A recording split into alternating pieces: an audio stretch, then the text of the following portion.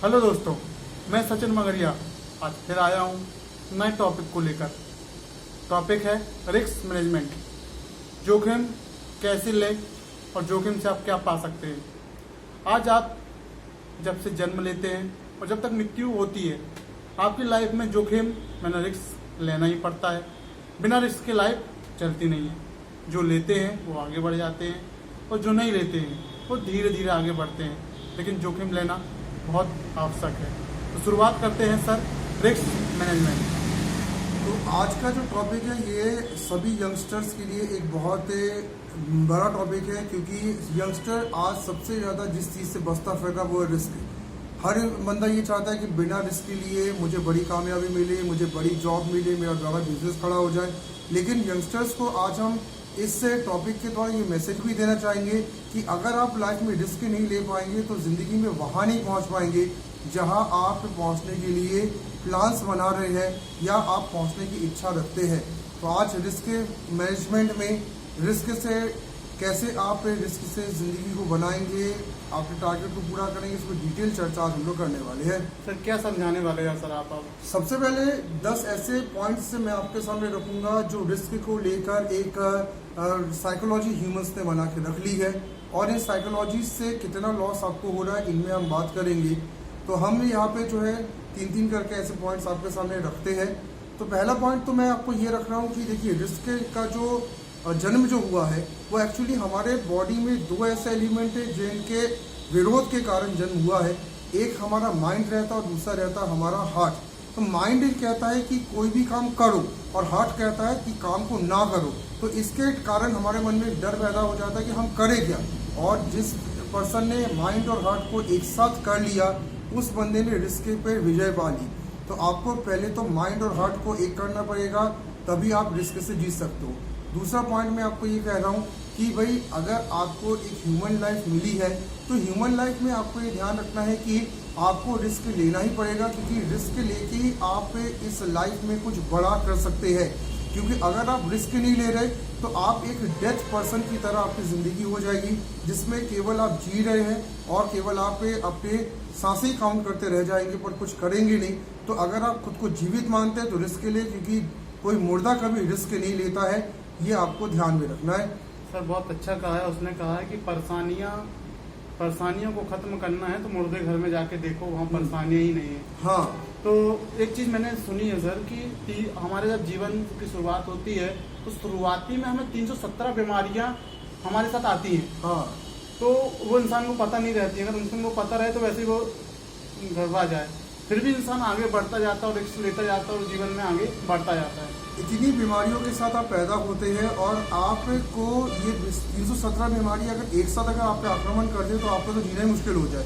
यानी आप तो पैदा ही रिस्क के साथ हुए और इस रिस्क के साथ आपने जीवन में कई काम आपको करने हैं, और इन 317 में से 17-18 बीमारियां तो इंसान के शरीर में उम्र के साथ लगती चली जाती है। सर तीसरा और चौथा पॉइंट। तो मैं आपको यहाँ पे ये कहना चाहता हूँ कि भाई रिस्क तो आपके जीवन में हर समय है, पर उस रिस्क से आपको आगे बढ़ना है। अब मैं तीसरा पॉइंट आपको ये बताने जा रहा हूँ कि आप तो रिस्क के साथ पैदा हुए, और 2 तरह के रिस्क आपके लाइफ में पैदा होते साथ ही आ गए थे। एक रिस्क आपकी बॉडी में जो 317 प्रकार की बीमारियाँ रहती है, और दूसरा आप जिस घर में पैदा हुए, हो सकता है उस घर की वित्तीय स्थिति बहुत अच्छी ना हो सकता है वो घर बहुत गरीब हो, तो आप तो एक बहुत बड़े रिस्क फैक्टर में फंस गए कि आपको करना खुद ही सब कुछ है, क्योंकि आपके पिता की तरफ से कुछ ज़्यादा आपको मिल नहीं रहा। यानी एक रिस्क ये भी होता है। चौथा पॉइंट मैं आपको ये कहना चाहता हूँ कि देखिए, रिस्क को आप ज़िंदगी में एंड नहीं कर सकते, आप उसको मैनेज कर सकते हैं। और जितनी भी ध्यान रखिएगा, आज सक्सेसफुल पर्सन्स की आप बायोग्राफी देखते हैं, इन सब ने रिस्क को इतना बेहतर मैनेज किया कि आज आप देख पा रहे हैं कि वो कितने बड़े मुकाम में पहुंच चुके हैं, और वहाँ भी बड़े बड़े रिस्कों को सफलतापूर्वक हल करते जा रहे हैं। तो मैनेजमेंट आपको रिस्क का आना चाहिए, रिस्क एंड करने जैसी कोई चीज़ नहीं होती। 5वां पॉइंट, सर देखा गया है कि रिस्क अगर हम खुद अपने आप से लेते हैं तो रिस्क ज़्यादा मायने रखता है, ना कि दूसरों की सलाह लेने से रिस्क ज़्यादा मायने रखता है। देखिए, सलाह से आप केवल ये शो करते हैं कि आप बड़े कंफ्यूज इस समय लाइफ में है। अगर आपके अंदर से कोई अगर आवाज़ आती है कि आपको ये काम करना है तो आप सही मायने में रिस्क लेंगे, और अगर आप 27 लोगों से सलाह ही लेते रहे तो आप ये शो करते हैं कि एक्चुअली आप एकदम अंदर की आवाज़ को भी नहीं सुन रहे और बड़े कंफ्यूजन माइंड के साथ है। तो कंफ्यूजन माइंड के साथ रिस्क ना ले, आपकी जो ज़िंदगी में जो थोड़ी बहुत खुशियाँ है वो भी जा सकती है। अंदर की आवाज़ को सुने रिस्क लेने के लिए। सर 5वां 6वां पॉइंट बताइए। 5वां पॉइंट आपको ये बता रहा हूँ कि अगर आप बहुत बड़े ड्रीम्स अगर देखते हैं, ज़िंदगी में कुछ बड़ा करने की सोचते हैं, तो हाई रिस्क के लिए तैयार हो जाइए, क्योंकि आपको बड़ा करना है तो बड़े रिस्क और बड़े आपको फैसले लेने पड़ेंगे। अगर ज़िंदगी में आपको रिस्क लेना ही नहीं है तो फिर छोटा सोचें, क्योंकि छोटा सोचने वालों के लिए रिस्क भी छोटे होते हैं और फिर ज़िंदगी में वो कुछ बड़ा कर भी नहीं पाते। 6वां पॉइंट मैं आपको ये बताना चाहता हूँ कि रिस्क जो है आपको पैरालाइज्ड बनाता है। आज जो पर्सन ज़्यादा रिस्क से बचता रहता है, अक्सर आप देखते हैं कि वो इतने ज़्यादा पैरालाइज कंडीशन में उनका दिमाग चला जाता है कि वो कुछ भी नहीं करते और सिर्फ ज़िंदगी में वो अपनी दाल रोटी में ज़िंदगी अपनी निकाल देते हैं। तो ऐसे पैरालाइजिस कंडीशन में अपने दिमाग को ना ले जाए। रिस्क से घबराए मत, रिस्क आपकी लाइफ को एक बेटर फ्यूचर देता है। तो आगे बढ़े और रिस्क को जरूर ले आप। सर रिस्क कितने प्रकार के होते हैं, जोखिम कितने प्रकार के होते हैं? देखिए, जोखिम जो है ये कितने प्रकार के होते हैं, ये बेस्ड आपका इस चीज़ में होता है कि आप कैसे कैसे रिस्क को देखते हैं। वैसे 3 तरह के रिस्क आपकी ज़िंदगी में आप रहते हैं। एक वो रिस्क रहता है जिसमें आपको अपने परिवार को संभालने की रिस्क रहता है कि भाई परिवार को संभाल के ले जाना है। एक वो रिस्क रहता है जिसमें आपको अपने फ्यूचर में कुछ बड़ा करके दिखाना है, एक वो रिस्क आपका रहता है। और तीसरा रहता है आपके ड्रीम्स को पूरा करने का। फिर फाइनेंशियल रिस्क भी है, सिक्योरिटी रिस्क भी है, जान का रिस्क है। तो बहुत सारे रिस्क है। आप किस रिस्क को प्रायोरिटी देते हैं ये आपको डिसाइड करना होता है। तो प्रायोरिटी बनाए कि मुझे किस रिस्क को लेना है और किस रिस्क को पूरा करके अपने ख्वाबों को पूरा करना है। क्या सर गलत रिस्क लेने से पछतावा होता है? बहुत ज़्यादा, क्योंकि गलत रिस्क अगर आपने लिया, रिस्क भी लेना तो सही जगह लेना है। अगर आपने रिस्क लिया गलत और अगर आपने उसमें बहुत तेज फिर घाटा आपको हुआ, जो कुछ भी आपके पास था वो सब भी चला गया, आपकी सामाजिक जो आपकी जो एक इमेज थी वो भी खत्म हो गई, सेविंग्स चले गए, तो बड़ा डेंजर हो सकता है। इसलिए गलत रिस्क लेने से बचे, सोच समझ के रिस्क ले, जल्दबाजी रिस्क में ना करे, थोड़ा सा वक्त जरूर दे रिस्क के लिए। सर 7वां 8वां पॉइंट बताइए। तो 7वें 8वें पॉइंट में मैं 2 तरह के लोगों के बारे में बात करना चाहता हूं जिन्होंने लाइफ को 2 एंगल से जीते हैं। एक वो लोग होते हैं जो डिफेंसिव अप्रोच वाले कहलाते हैं, और डिफेंसिव अप्रोच मतलब ये बंदे रिस्क लेना ही नहीं चाहते, ये सोचते कि बस एक छोटी सी जॉब मिल जाए, एक छोटी सी दुकान खुल जाए, उससे हमारा रोज के जो खर्चे जीवन के वो चलते रहे।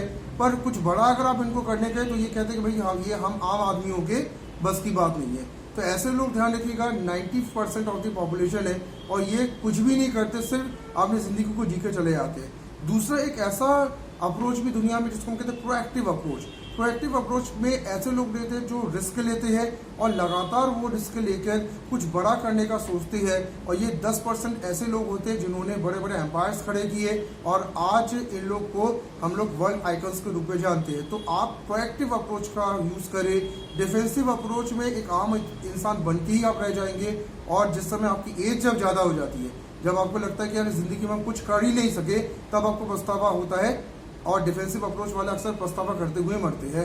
सर कहा जाए तो 3 प्रकार के इंसान रहते हैं।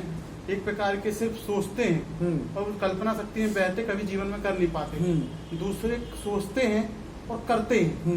और तीसरा पर्सन जो रहता है जो सोचता है और अधिक उससे ज्यादा कर देता है, जो सोचता है उससे अधिक कर देता है।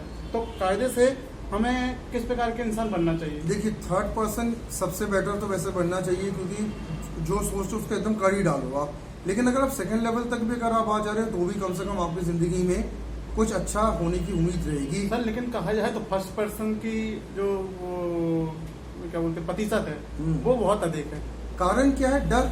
हम ये सोचते हैं कि अगर हम कुछ नया करने का रिस्क लेंगे तो ऐसा ना हो कि जो कुछ है वो भी हमारा चला जाए, कहीं हम एकदम जीरो में ना चले जाए। तो हम लोग ने इतना डर अपने आसपास भर लिया है कि हम खुद ही नई चीज़ों को करने से बचते रहते हैं, और इस कारण से ज़्यादातर लोग कभी भी इस डर की ट्रैप से निकलते नहीं है, और अंततः वो फिर जो है बुढ़ापे में सोचते हुए इस दुनिया से जाते हैं कि हम कुछ कर नहीं पाए, जबकि इतना अच्छा मानव जीवन हमें मिला था। बल्कि 3rd पर्सन का है कहा जाए तो सर सिर्फ 5% है बस। और ये लोग भी वही थे जिन्होंने शुरू से अपने डर पे काबू पाया। क्योंकि आम आदमी इतना डरा हुआ रहता है कि वो कभी आगे बढ़ नहीं सकता है। तो अगर आप डर को अगर आप अलग करेंगे तो रिस्क से लड़ पाएंगे, रिस्क से अगर लड़ पाएंगे तो ही आप इन 5% में आ सकते हैं जो आज दुनिया में सबसे ज़्यादा बड़े आइकन्स हैं। सर देखा जाए तो रिस्क का एक जोखिम लेने का एक सही समय भी होता है। अगर वो सही समय नहीं रहा और आपने फिर जोखिम लिया तो वो कोई मतलब का नहीं रहता। देखिए, सबसे अच्छा समय वैसे कहा जाता है कि जब आप यंग एज में अगर आप हैं तो उस समय आप रिस्क ले, ये सबसे अच्छा समय माना जाता है। क्योंकि आप जानते हैं कि आपके पास शरीर में ताकत है, आपके दिमाग में ताकत है, आपके कार्य करने की ऊर्जा बहुत अच्छी है। तो यंग एज जो आप बर्बाद करते हैं बहुत सारे फालतू चीज़ों पे, आप उसमें रिस्क लिए और आगे बढ़ने का सोचें। क्योंकि एक बार अगर आपकी एज बढ़ गई, आपकी जब ताकत नहीं रहेगी उतनी, तो आप फिर रिस्क को पूरा नहीं कर पाएंगे। तो यंग एज ही रिस्क के लिए सबसे बेस्ट एज है। सर 9वां 10वां पॉइंट बताइए। 9वां पॉइंट आपको मैं ये बता रहा हूँ कि रिस्क जो है ये आपके सेंस कैपेसिटी, विजडम और करेज को बहुत बढ़ाता है। जितने भी आप हिम्मत वाले पर्सन आपने देखते हैं आपके आसपास, या जो बहुत ज़्यादा मेहनत करते हैं, जिसका सेंस ऑफ ह्यूमर बहुत अच्छा होता है, बहुत दया वाले लोग भी जो आप देखते हैं, ये इन पर्सन्स को अगर आप कभी इनके हिस्ट्री को देखें तो आप देखेंगे कि इनके अंदर एक कॉमन बात है कि ये बहुत ज़्यादा रिस्क ज़िंदगी में लिए थे। तो उनको गॉड गिफ्टेड ये पावर्स मिले नहीं, इन्होंने रिस्क पावर को पैदा किया। तो आप भी रिस्क ले और अपने अंदर बहुत नई पावर्स को पैदा करें जो आपके कैरियर और आपके फ्यूचर को बेहतर बनाएगा।